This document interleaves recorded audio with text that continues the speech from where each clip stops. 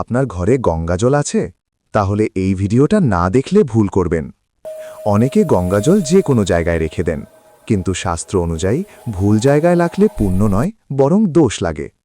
গঙ্গাজল সবসময় পরিষ্কার কাপড়ে মুড়ে ঠাকুরঘর বা উঁচু স্থানে রাখতে হয়। নম্বর 1 ভুল। গঙ্গাজল প্লাস্টিকের বোতলে রাখা, এতে পবিত্রতা কমে যায়। নম্বর 2 ভুল। গঙ্গাজল বাথরুম বা মাটিতে রাখা, এটা একদম ঠিক নয়। নম্বর 3 ভুল।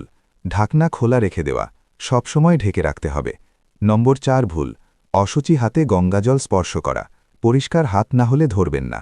নম্বর 5 ভুল। শেষ হলে নর্দমা বা নোংরা জায়গায় ফেলে দেওয়া, তুলসীর গোড়া বা গাছের মূলে দিন।